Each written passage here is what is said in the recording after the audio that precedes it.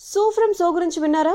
తెలుసుకుందాం. మొబైల్ మసాలా వారి 3 ముక్కల్లో చెప్పాలంటేలో ఈరోజు మనం మాట్లాడుకోవాల్సింది కన్నడ సినిమా ఇండస్ట్రీలో టాక్ ఆఫ్ ది టౌన్ గా నిలిచినటువంటి సో ఫ్రమ్ సో 6 కోట్ల బడ్జెట్తో ప్రొడ్యూస్ చేయబడి ఎలాంటి అంచనాలు లేకుండా రిలీజ్ అయి కన్నడలో ఇప్పటికే 35 కోట్ల పైచులకు వసూళ్లు రాబట్టి ఆశ్చర్యపరిచింది. ఇప్పుడు తెలుగు ప్రేక్షకుల ముందుకు వచ్చేసింది సో ఫ్రమ్ సో.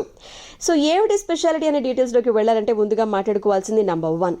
తన కూతురు పెళ్లి చూసేందుకు తల్లి ఆత్మగా వచ్చింది అనేటువంటి ఒక వార్తను స్ఫూర్తిగా తీసుకుని డైరెక్టర్ దీన్ని మన ముందుకు ఒక మంచి హారర్ కామెడీ కథగా సిద్ధం చేసి తీసుకొచ్చారు.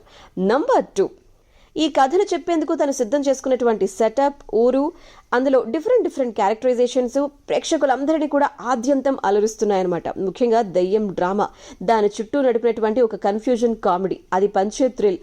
దీంతో ఇంకే ఉంది, అందరూ కడుపుబ్బా నవ్వుకుంటూ తెగ ఎంజాయ్ చేస్తున్నారు. సో నంబర్ 3 ఫైనలీ చెప్పాలంటే కథ, స్క్రీన్ ప్లే, సహజమైన నటనతో కట్టిపడేసేటువంటి పాత్రలు, కథలో ఉన్న వినోదం అండ్ క్లైమాక్స్ సీన్స్ అందరికీ నచ్చేస్తున్నాయి. సో నవ్విస్తూ ఆలోచింపజేసేటువంటి దెయ్యం లేని దెయ్యం సినిమా చూసి మీరు కూడా ఎంజాయ్ చేసేయచ్చు. Su From So. RJ Sunitha rating 3 stars.